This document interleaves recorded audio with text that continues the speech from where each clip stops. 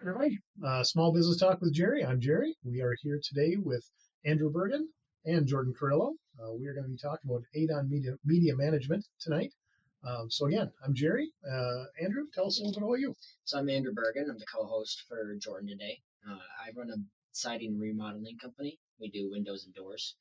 Been in business about 5 years. Got a small crew here in Rochester. But yeah, Jordan. Yes. Let's hear more about you instead of me. Awesome. Thanks for having me, Jerry. Yes, sir. And Andrew, thanks for coming in on this rainy Sunday to come talk about social media. So, my name is Jordan Carillo. I own Adon Media Management. I'm a social media specialist, marketer, the whole 9 yards. So, yeah, I'm an open book. Ask me any kind of questions you guys might have. Well, tell us how you got started. Yeah. So I was originally on this podcast with a company called Drop the Fee. It's payment processing. And so I've been doing that for about 4 to 5 years, still doing that. And I started meeting with some clients here in town, and they were like, great, you saved us money. What more can we do to make money? So it was more just kind of sitting down, brainstorming what they could do.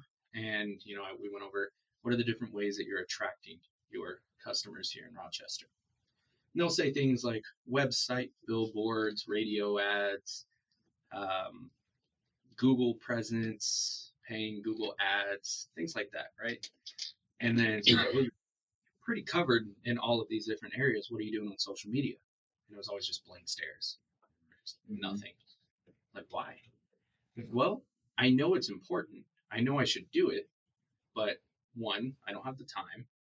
2, I don't quite understand it. And 3 is some people just don't believe in it. Like, I don't believe in social media. I think social media is the devil. I actually met with somebody, a business owner here in town, that said, I think social media is the devil. And I said, okay. And they said, so I want you to sell me on you and prove me wrong. And I said, I really don't think we're a good fit here. Yeah. You're already telling me you believe it's the Antichrist. I'm going to stay clear of that. But, just had a friendly conversation, and we talked about where people are headed and how market discovery is going. And I always like to ask this question, just kind of fill the room here. If I say in a room full of 20 people, 25 people, 30 people, if I stand up and I say, okay, a show of hands, who here has scrolled on social media, either Facebook, YouTube, or Instagram in the past 24 hours? 100%, right? Almost, right? Yeah. And then I'll say, okay, so who here has scrolled through YouTube in the past 24 hours? People will raise their hands. And I say, okay, who here has searched something up on Google in the past 24 hours? And then at that point, I said, if any of these apply to you, raise your hand. Everyone raised their hand. And I'm like, okay, so you're telling me that you're joining all these networking groups to be in front of people once a week when you could be in front of them every single day, reminding them what you do, what services you provide. Because what you're telling me is every business owner that you're trying to talk to is scrolling through social media every single day. What better marketing is that? Mm-hmm. So, yeah, I mean, you could go with a billboard where people are driving to and from work.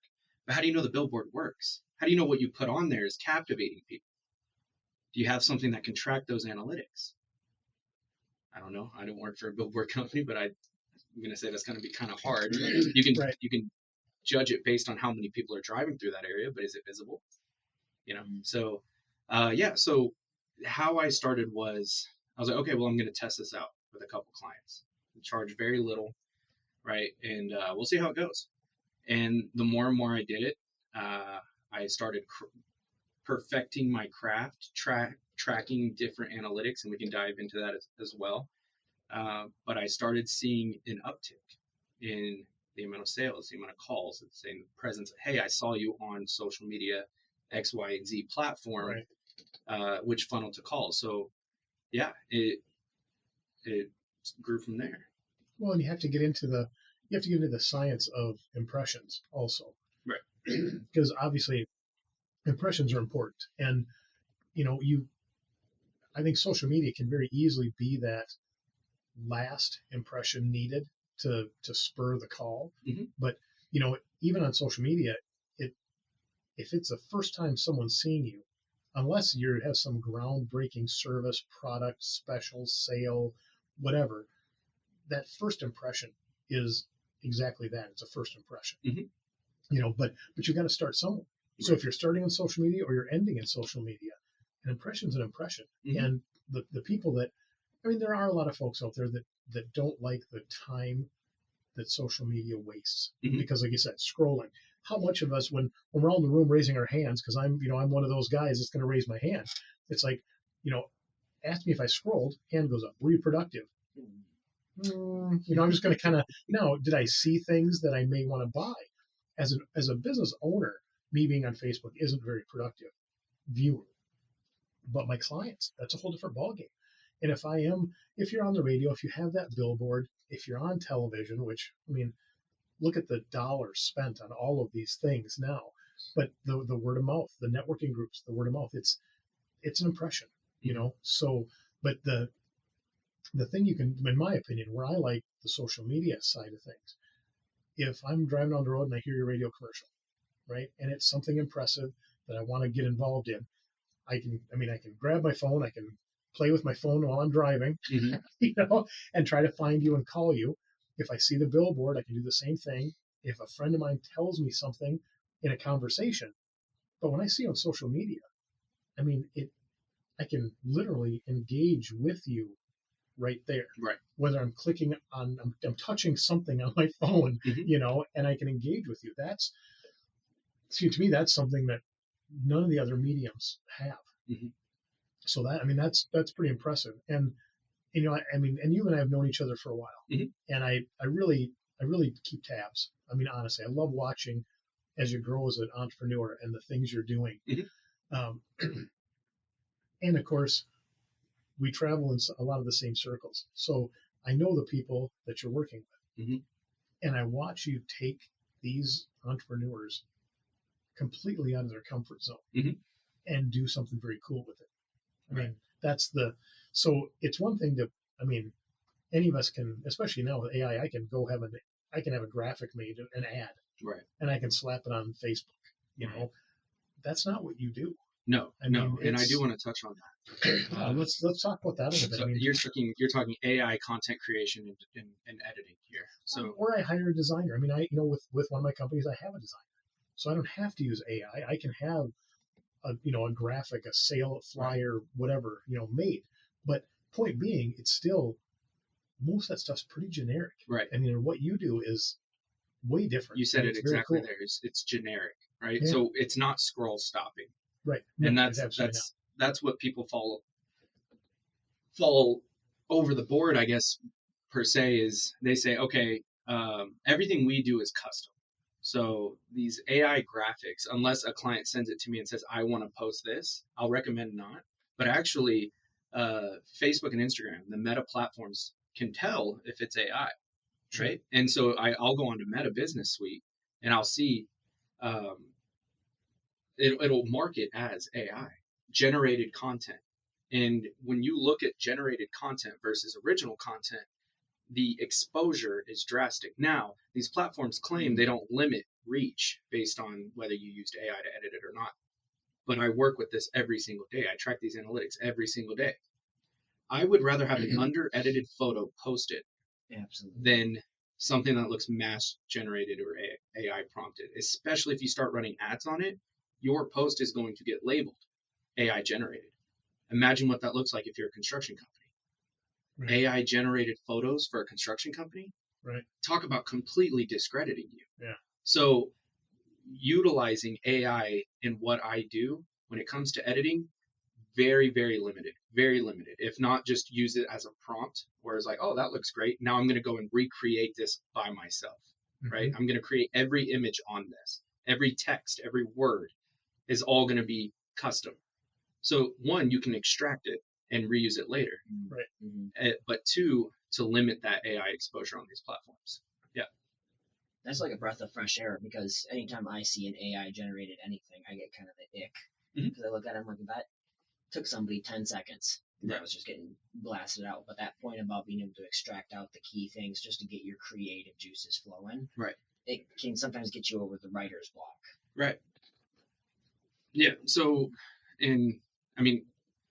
ask any editor. They're always constantly battling the idea of, oh, well, I can just go and ask AI to create this and I'll post it myself. It's like, by all means, go for it. But do you know if it's working for you? Do you know if it's optimized? Right. Do you know if you're actually reaching people, or are you wasting your time? Would you say that for people who don't do any social media marketing, that it would be a good first step, or Sure. that it immediately brands you as kind of crappier? Because some people, especially like the old timers in construction, they don't got nothing out there. So even if they had an AI generated smear of what their company does, Right. that would maybe be beneficial. To some regard, but you lose Well, it's credibility. exposure, but at the At the risk, at the expense of credibility. Exactly. Right? I mean, that's My wife always points out, it's like, hey, this construction company here in town, look how beautiful this looks. And I'm like, babe, why is the fireplace on the top right corner? It's like, it's not even matching that's not real work. Yeah. And they're like, oh, now that I think about it. And people get really good at calling out what's AI or what's not. right. If you scroll through your For You page right now, whether you're scrolling Facebook, Instagram, TikTok, it's very relevant. You'll see these videos and like something going on, and then you'll see all these mass comments, AI generated, AI generated. Do you want that kind of discredit on your business? At what expense, right? At what cost? And so I steer very, very clear of AI editing. No, AI cutting up your videos. I was just going to say, okay. Yeah. Cutting up your videos, but Right. you might miss information there. But I'm talking about Right. We use, changing what you're seeing. I use an AI program to create the shorts and the reels that we do, but the video, the content is original. Right. It's just and it's not doing any actual editing to it other than the cutting up and adding of the closed captioning, so you can read it and put my logo in the corner, that kind of thing. But Right. us here talking, we're real people. Right. Pinch me, don't. Mm-hmm. But yeah, I mean that's the difference between having real content. I mean, Andrew, for your business, if you're gonna put pictures out there of work that you've done, it's gonna be pictures of work that you've done. Right. You don't want to AI generate an old house with new windows and go, hey, this is what we can do. Absolutely not. Correct. Right. And that's, I think, what Jordan's really getting after is, I don't know if that is beneficial. I mean, I guess like I said, I guess you're at that point, if you're going to use AI generated images, you really are going to have to decide, what do you need worse? Do you need exposure or do you need credibility? Because boy, I mean, in your business, to be discredited with, well, he doesn't do good enough work to take his own pictures, you don't want people saying that out loud. You're talking new title of your company, and then you're also talking rebranding and all the expenses that go with your business being discredited. All right. So to answer your question, depends on the industry. If you work with your hands and you're service based or construction, stay as far away from AI as you can. One, you're not really in jeopardy of AI replacing you in what you do. So when your hands on. So, yeah. Not when you're in the trades. Don't work with that in your marketing schemes by any means. But I mean, if you're a tech based company, or you do more work behind the scenes, I mean, it's better to have content out there than to not have anything at all. But you walk that line of credibility, and so yeah. So it sounds like you can use AI as a workhorse or to take care of the mundane things, but you just don't want your output to be displayed as AI. So in what ways can you use the AI to help assist you in a business that's like, hey, nobody's gonna know? Like, you use a clip editing software to check out the videos. Nobody cares, nobody knows. They're like, sweet, the content produced is still passes my authenticity check. Right. Well, you want to use AI as a means of transportation from point A to point B, not a display of point B. Right. And when you go into content creation, you go down that route of content creation, the final product shouldn't scream AI, but how the product got there can be done by workflows, automations, and AI. Yeah. Well, I like Denise, when she did her podcast earlier, she had put it into, I believe, Claude is what she works with. Mhm.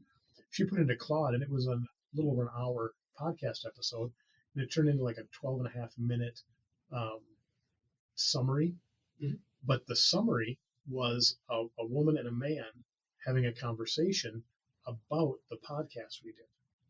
And it sounded authentic. I mean, it sounded very real, but it was completely AI generated.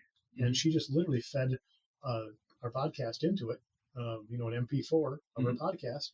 And within a couple hours, it spit out a 12-minute summary of, the great thing about Denise. And then when Jerry was talking about this, and it was, but, so it was all like third person, but it was two people having a conversation about the podcast. Right.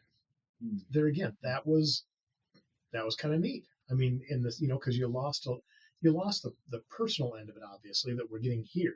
People, what I like about the podcast side of things, one thing is if people are looking for someone to run their social media, for the people who don't know they need someone to run their social media, this is not only are you giving them information that will help them make that decision, but also they're getting to see you and hear you. And when we watch people on television and the movies, you don't get to know the actor because obviously they're acting, right?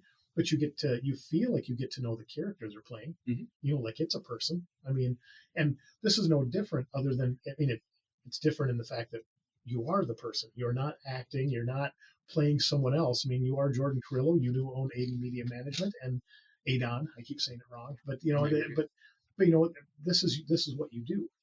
And the information you're giving is real, and it's something you can help people with. Yeah. So that's the cool part that you miss when she did that summary, because now people don't get to hear Andrew, they don't get to hear Jordan or Jerry. They're just hearing two AI bots having a conversation, which gives you some good information, and very short. But if you're that busy that you can't listen to the podcast and you have to get a summary of it, you better find something else to do. It's the same thing when you go talk about editing.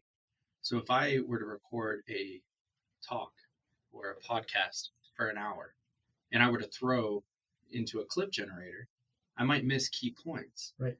So when you talk about hourly or times spent editing and you talk about the hours, 60 to 70% of my time in the business allocated to my employees is editing, because if I upload an hour video, I expect my editor to watch that from start to finish, right?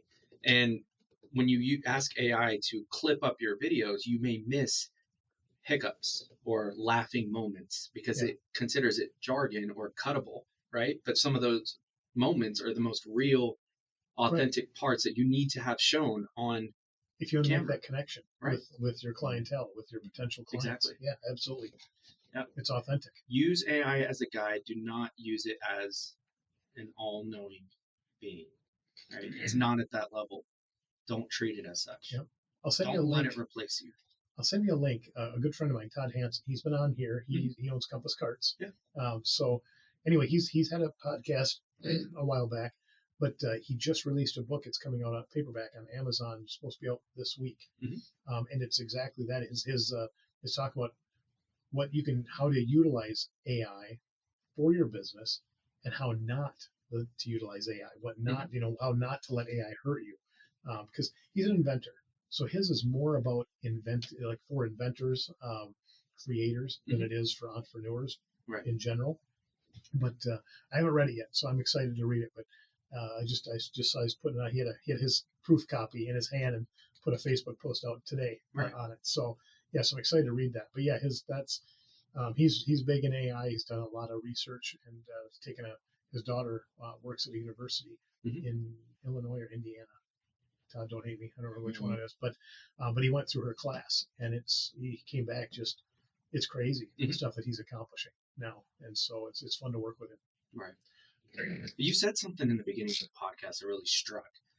You said social media might be the final push for somebody to buy into something, buy into getting their car fixed, buy into having a new choosing window, you, or choosing you, choosing you to do that. So let's talk about the sales process as a whole. When you go over your workflow or your sales process all the way from generating the lead to closing, and they pay you and you exchange the service, right? Mhm. Social media is a very, very top of funnel part of the workflow. Okay. A lot of people spend a lot of time with SEO and Google presence, but that when somebody's going on Google and typing in for a specific service or product, they're already sold on the idea that they need that. Right. Social They're looking media, for a source. They're looking for a solution. right? Yeah. Social media is to the people that aren't already sold that they need it. Does that make sense? Yeah. It does. So social media gets people to the idea of, I think I need this. Now they go to Google and look up when they're already sold that they need it. Now they're just looking for the right vendor. Mm-hmm. So I always like to tell people that social media and Google don't compete. They complement each other. They work together within that same flow. But that's where you come in though, because so I'm going to shift gears a little bit, and I think it'll make a point. Mhm. It's my goal with like SBR, Mhm. right? We have SBR group. It's a networking group. I'm sure anybody's, if this is your first podcast of mine you're listening to, it may be the first time you're hearing about it. But we talk about it all the time, and it's a networking group. We get together. We have multiple chapters.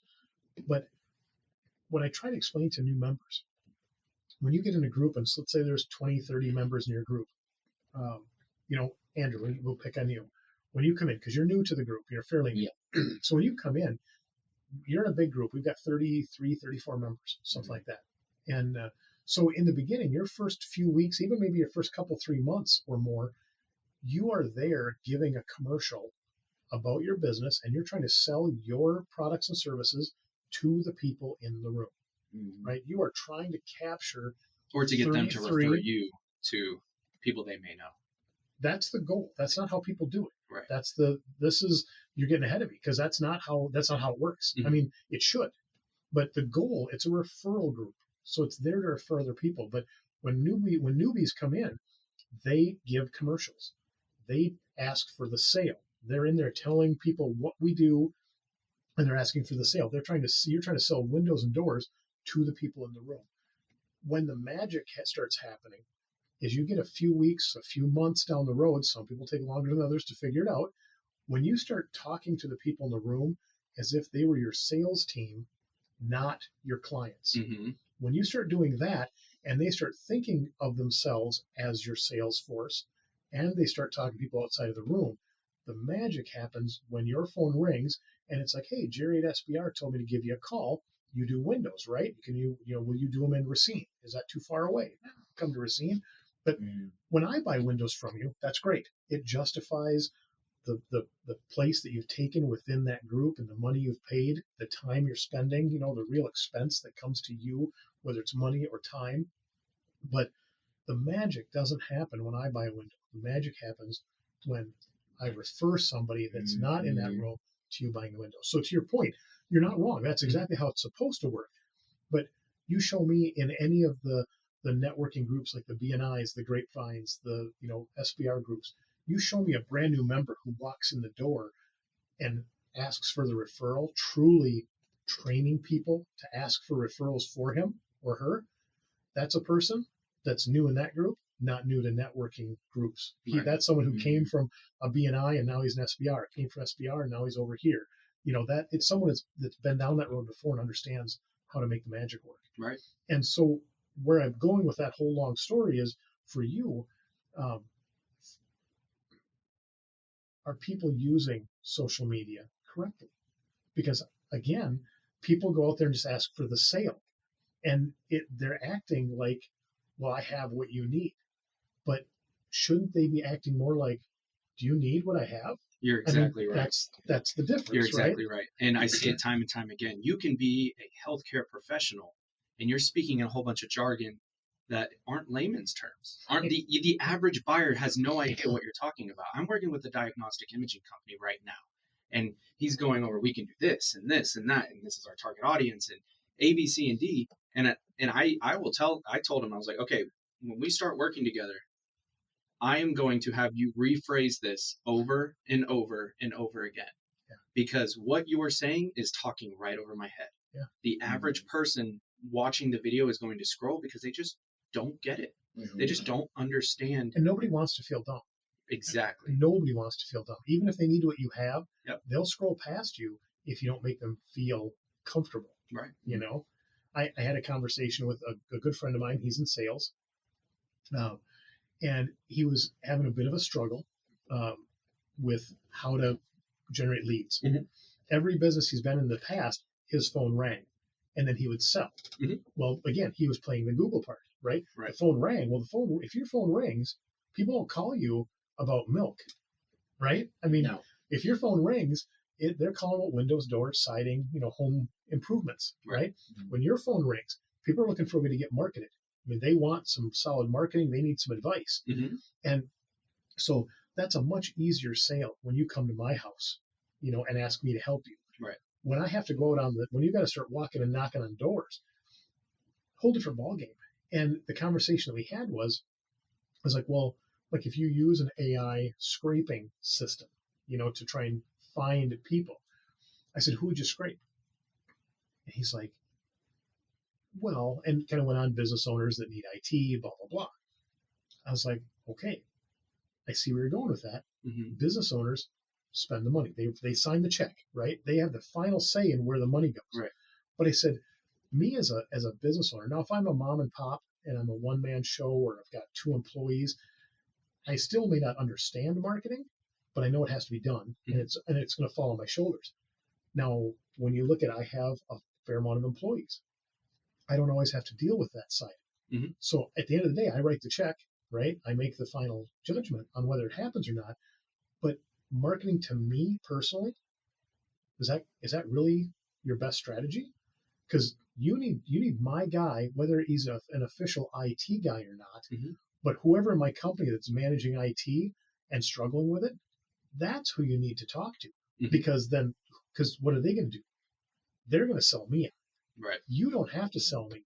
And if you do have to sell me, it's because it's going to happen because my guy introduces you to me. So for you to go out on social media or scraping or whatever process you're going to go through, if it's on the radio, if you call out business owners, that's not who you need to talk to. Nope. The business owner is not struggling with IT. His IT guy is struggling with IT. The owner's got bigger fish to fry. And yes, the owner's got to say yes at the end. But again, if you want to sell cereal, kids cereal, you don't put adult tips on the cereal box, right? You put toys in it. Well, is a kid writing the check? That little kid riding the cart, he's not buying the cereal. Right. But if you get his attention, he's going to sell it to mom. Right. When he screams down the aisle that he wants that box of cereal, that's how you get to mom. And mom's got the checkbook. That doesn't change as we get older. It just gets more expensive, right? Re-identifying your target audience is huge, especially when you start looking into social media marketing. Yeah. Right. So if you're a photographer and saying, I need to do more on social media. Okay. So who is your target audience? I guess age ranges anywhere from 18 to 24, senior photos, maybe newlyweds. It's like, okay, right. So if you're going in that direction, but what about the coordinators, the wedding coordinators? Oh, I didn't even think about that. It's like, because when I got married, my wife went to her wedding coordinator and asked for everything. If you are a mortgage lender, you're not targeting home buyers because home buyers are going to the realtors and the realtors are then going to the mortgage lenders, right? So re-identify who your target audience is because you may be missing the mark. And that's exactly why I have, for my first month, you won't see your first post because I do so much research into reevaluating your target audience, shifting the narrative because social media is only going to perform if you're showing it to the right groups, to the right people. Right. So that's my point. I see what you do. I mean, like I said, we travel in the same circles in some cases, so I know a lot of your clients, and I see the way I've seen their social media in the past or the lack thereof, and now I see that not only is it consistent, that's a big deal too, just being consistent, I mean, I'll throw 3 or 4 Facebook posts in a week, and then I won't do it again for 2 months. Right. That doesn't help. And that's and for me, it's a pride thing, right? It's my business. I want to show off what we did. Well, that's great, but am I showing it off to the right people? I don't know. I have no idea. I mean, Right. that's it's the end of at the end of the day, I need that impression. And to me, I don't care if that impression comes from a billboard or social media, but I do recognize the fact that when you're driving down the road and you see my billboard, you can't reach through the windshield and click on it Right. and have it take you to my website Right. or pop up my phone number or whatever, send me a message. And it's like, that's the power of social media is great, but you do need some direction. It's owning a business is great, but a lot of us need a mentor, a business coach somewhere along the way to step up and make sure that you can do all the right things, but if you don't do them at the right time, right? Timing, dealing with the right person. In this case, it's great to have a coach in your back corner. And with you, it's different from a coach. A coach is good at telling you, here, Andrew, this is what you should do. Gives you homework, right? And gives you things to do. With Jordan, what I see from him, the most he's going to ask of you is, when are you available to shoot a couple of videos and or whatever, that kind of stuff. But he's, if Jordan were a social media coach, he would not only do that, then he'd go, okay, great, we'll get those posted, do it this, and this often, and here's how you're going to do it. And he just lay out a plan for you and tell you to get your ass in gear and do it. He is your coach that actually plays the game. I mean, not just telling the quarterback what to do, but then he goes out and throws the ball. It's like, that's pretty impressive. That's a piece that I would like to dip into a little bit. Is once you acquire a client and they start working with you, what does that relationship look like? Like, how much information do you withhold that's just jargon they don't need to know? How much do you let in? How much do you work through them? Can you walk us through? Yes, in the first couple of weeks of us working together, I'm going to ask you, how much communication do you actually need? Between you and the client. Between me and the client. Now, once me and the client are working together for 2, 3, 4 months, then you just know what's running in the background, and I just handle it all, right? But it's also how involved. I ask, how involved do you want to be in this process? How high maintenance are you, Andrew? Yeah. Exactly. But I also tell them that I am somebody who's not afraid to tell you when you're wrong, but I'm not afraid to tell you that I like your direction, but we're going to go this way, and here's why. A, B, C, and D, right? In my software, I use Sprout Social. It's open, it's publicly traded. But Sprout Social has this internal tagging system where it's not anything that's shown on the scenes, but it's for your reporting. So if, let's say, for example, I'm working with Jerry and you offer A, B, C, D services, okay, on a vehicle. I'll internally tag each video or each photo that we're marketing that service, and I will track engagements, views, follows, likes, shares, though all the engagement per impression rates. And I can show you in 2, 3, 4 months time, tagging the same things over and over and over again. I can show you you're more likely to acquire more customers selling this on social media versus this. So I can actually tell you here in Rochester or whatever city you're in, I can tell you where your customers are more likely to buy just based on the engagement rate, based on how long they're watching the video before they swipe on per service. So, for example, healthcare, right? Working with one client, and I say, you talk about a lot of things, I'm not going to get specific, but I can talk about the services, and you guys can connect the dots if you know them. I'm sure you do, right? Absolutely. So it's like we can talk about arthritis, inflammation, microbiome, orthotics, call to action photos, this, that, or the other. But based on April and May, you have almost 3 times the engagement rate on custom orthotics. So if you're going to get clients in, we need to put more content out based on this, just because people are engaging more here in town with that. And engagements can look in all different forms. Follows are a big one, likes, shares, But one engagement that I like to watch is how long did they watch the video before they swiped? Sure. And it, with hook rate being the same, how long did they follow through? Did they watch 15 seconds? Or we can do percentages. Did they watch 10% of the video, 25%, 50%? What videos perform the best so we can push more of that content out before people are thinking, oh, it's boring, and then they Sure. swipe, right? So yeah, the internal tracking system or internal tagging is what makes me really, really unique here in town. That other marketing companies may be doing this.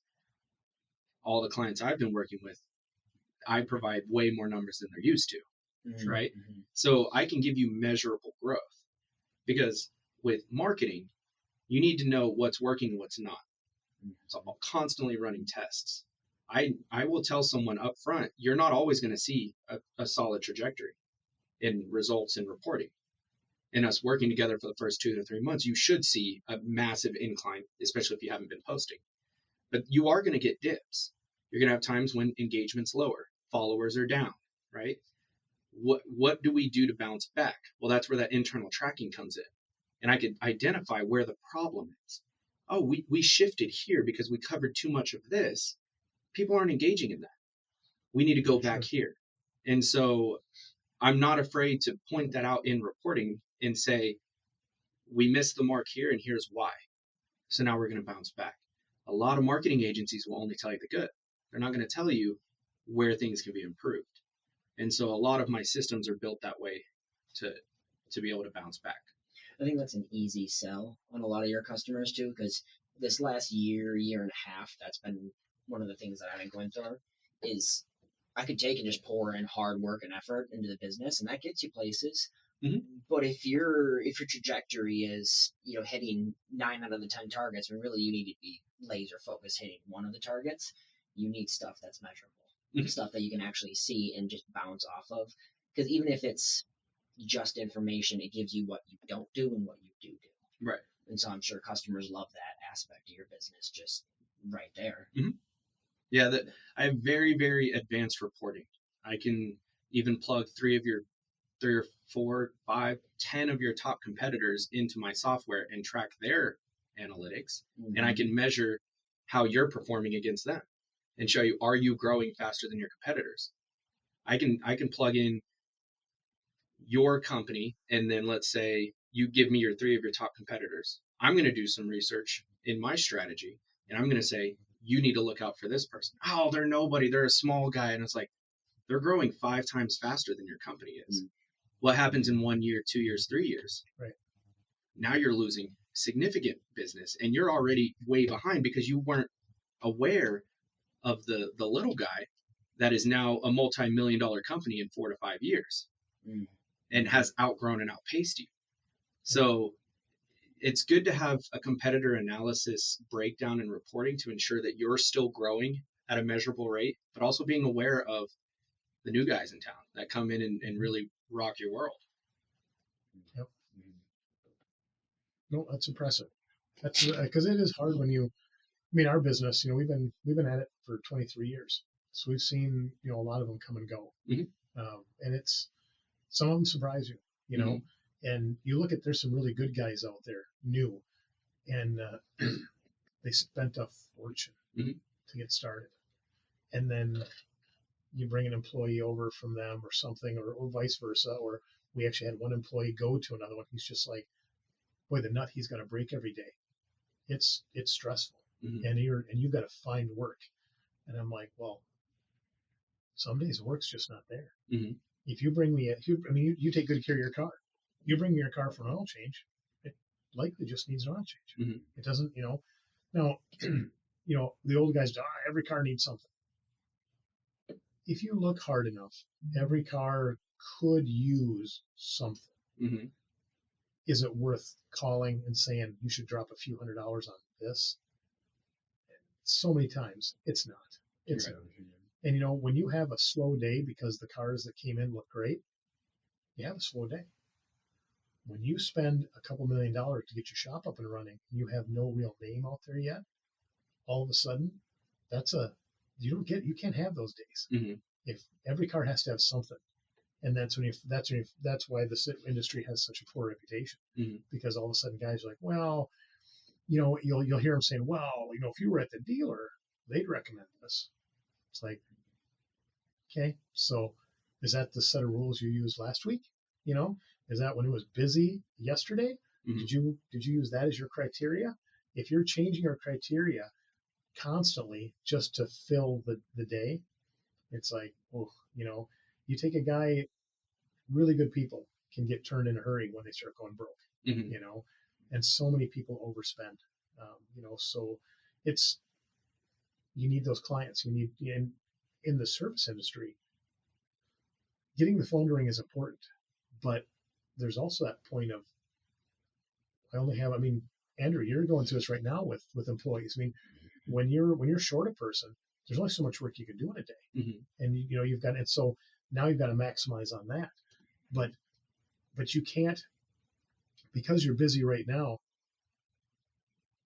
When people cut marketing because they're busy, it just floors me, because it's like, so are you confident that you're just busy throughout?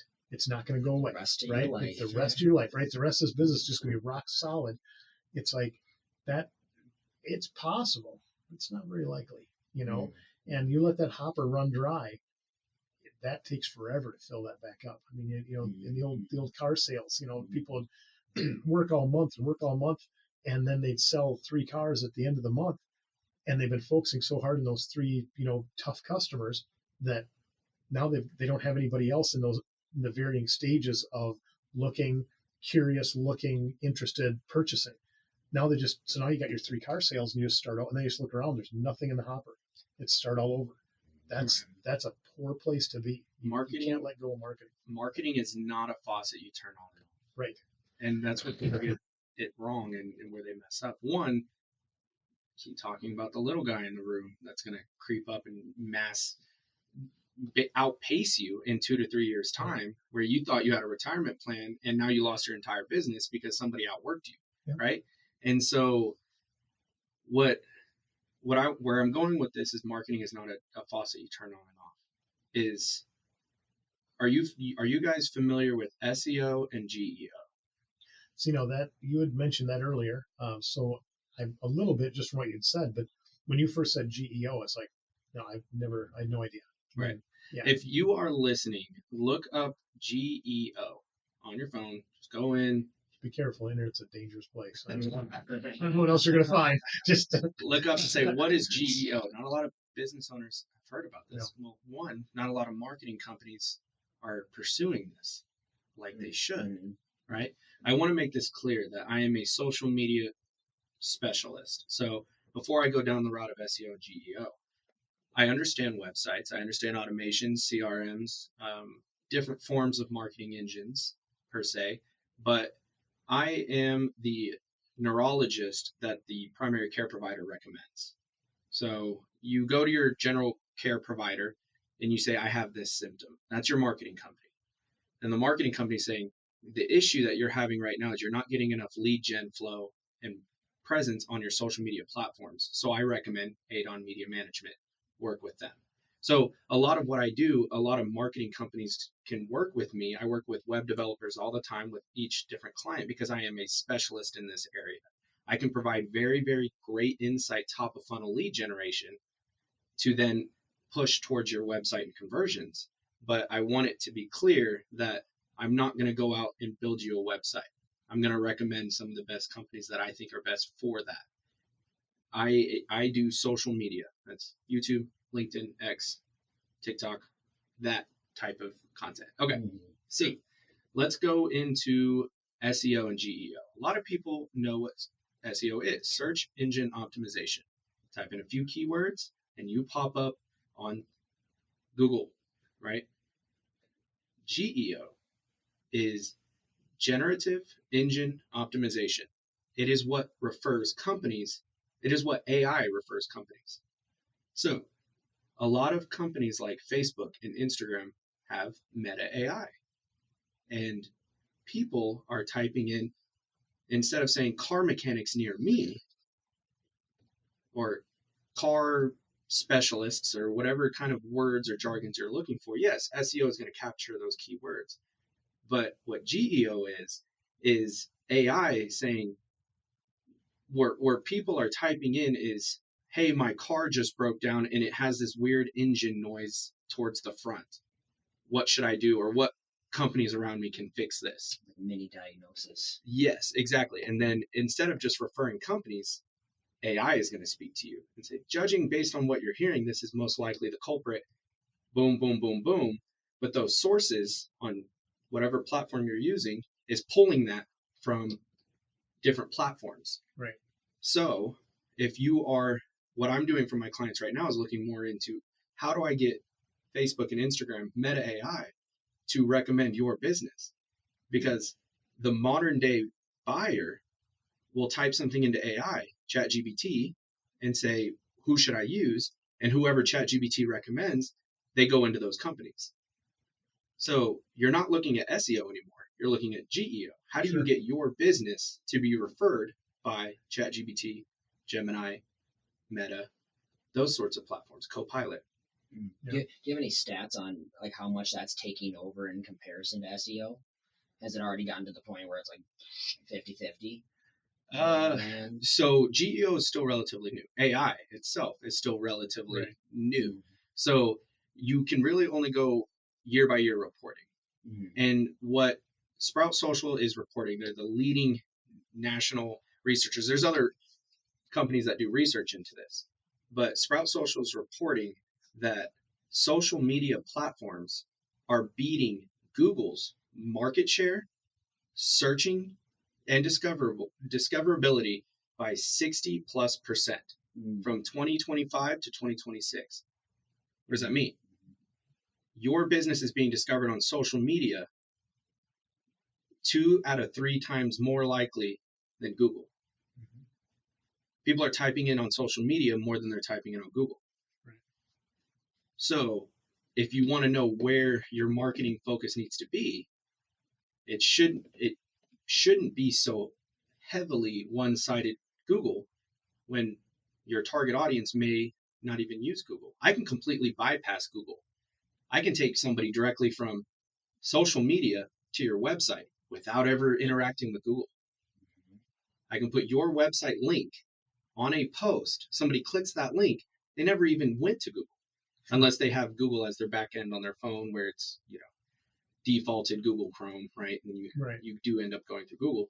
But actually typing in Google and going and looking for a specific business, I can completely bypass that running advertisements, posts.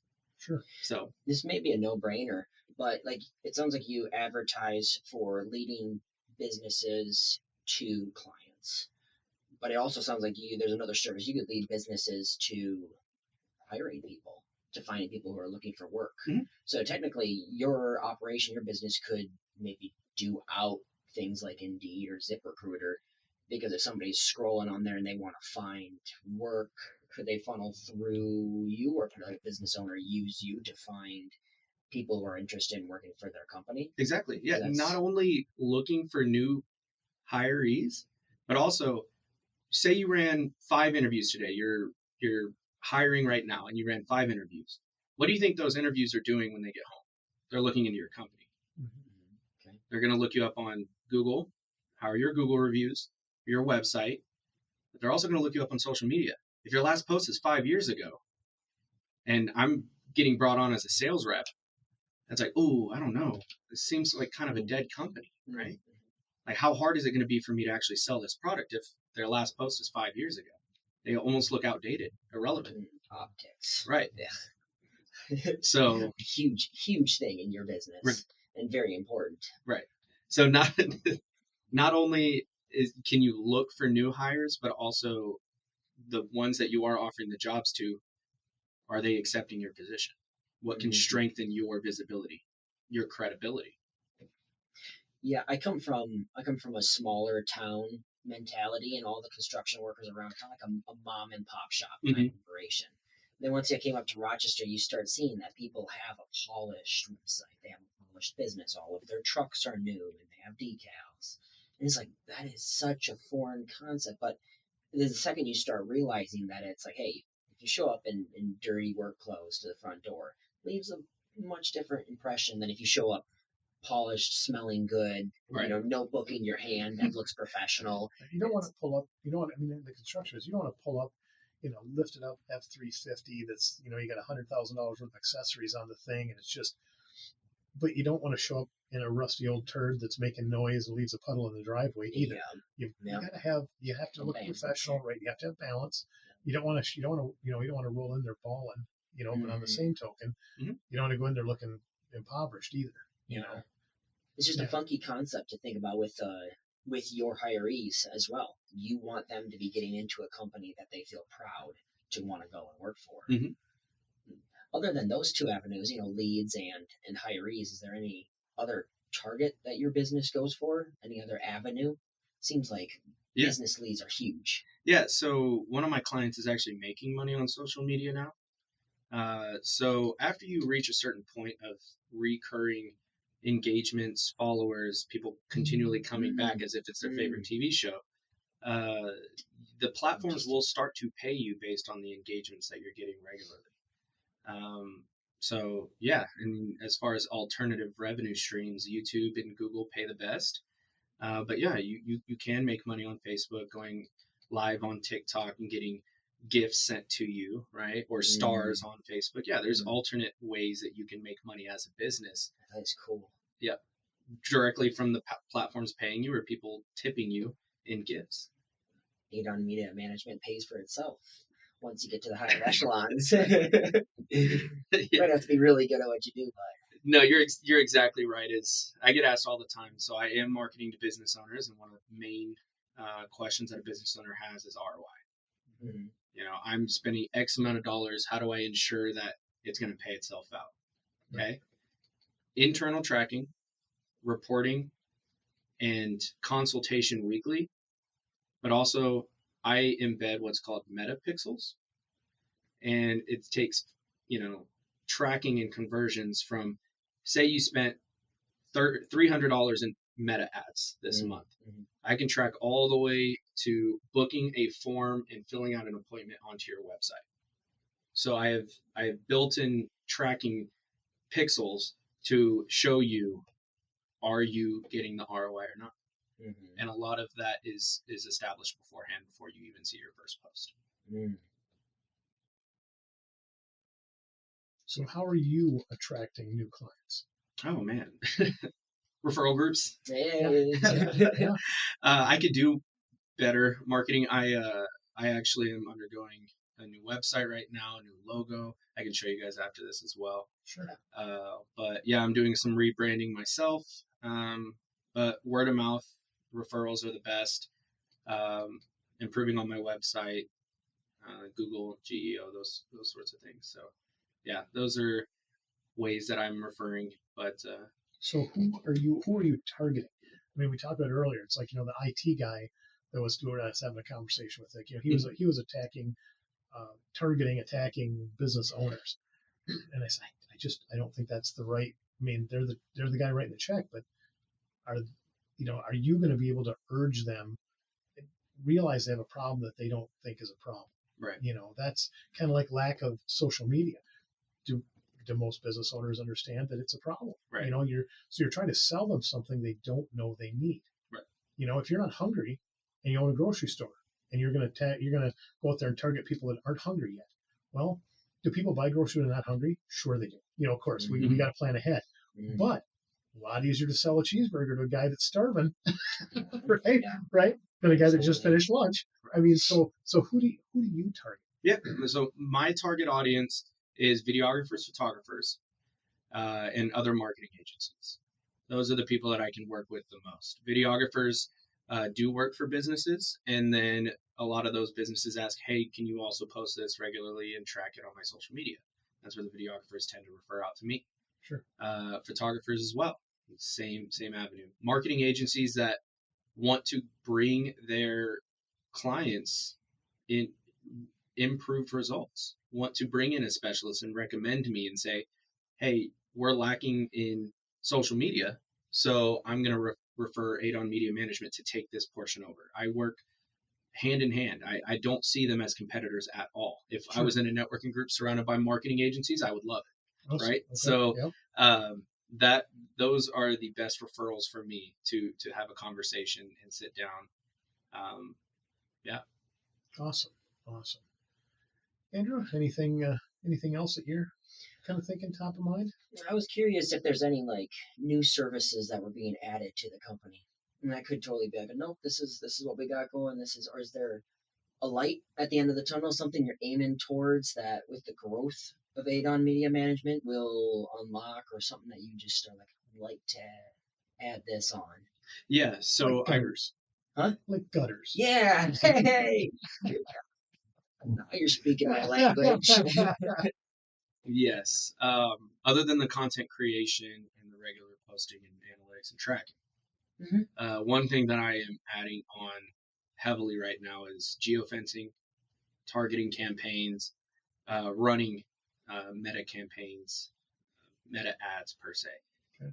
So a lot of people run Google ads, but yeah, their meta ads are showing that people are buying directly from social media now more than ever. Sure. So yeah, learning and developing targeted ads is a service that I'm offering to my current clients, whether they want to go down that route or not. But as far as like charging as a separate service, I think I'm just going to include it in my packages. Sure. Mm-hmm.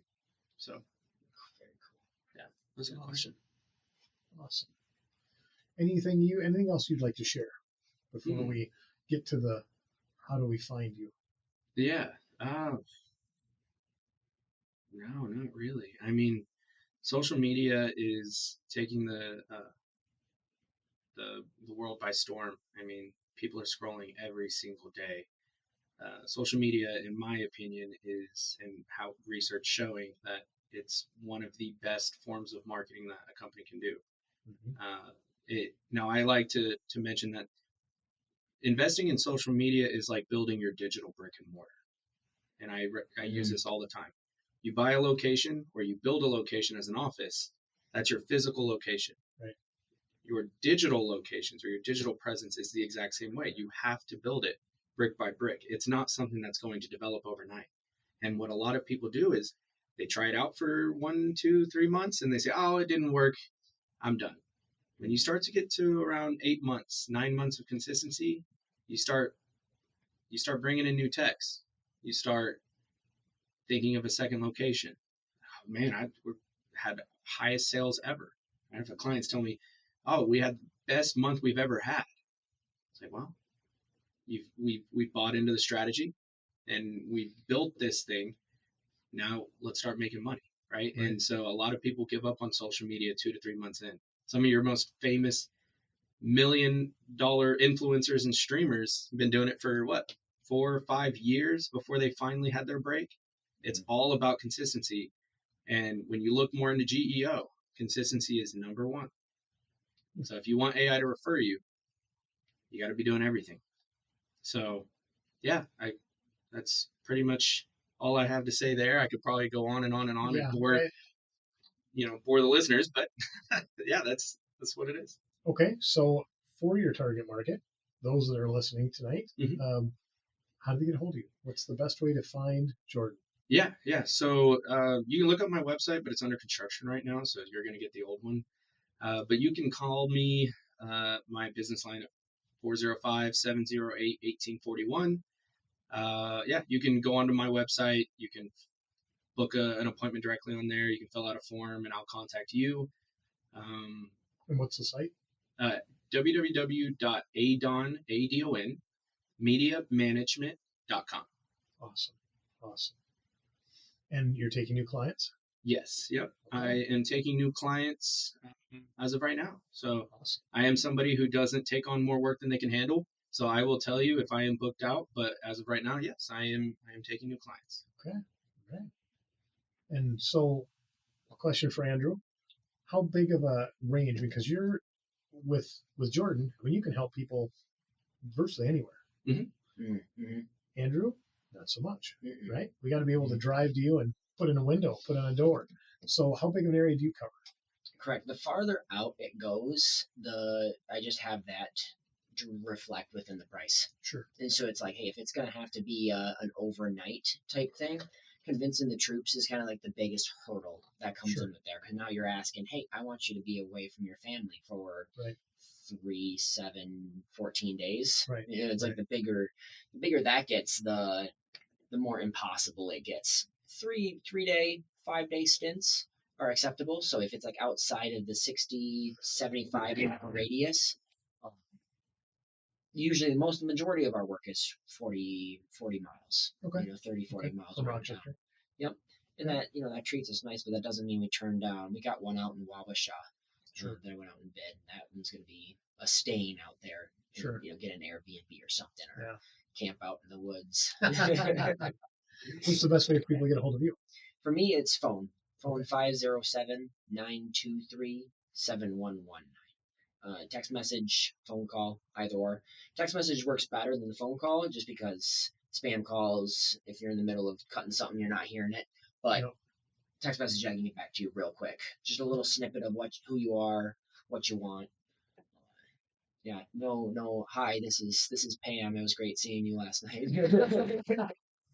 I might send you that tomorrow. Yeah. Great. Well, any last points before we call it quits for tonight? For me, that's good. No, I'm good. Yeah. Awesome. Will you come back?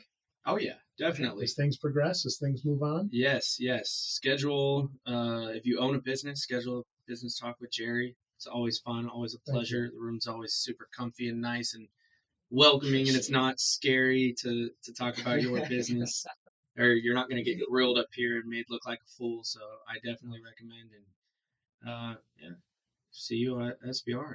Awesome. Andrew, Thank Jordan, you, Jerry. thanks again. Have a great night. We'll see you guys next time on Small Business Talk with Jerry.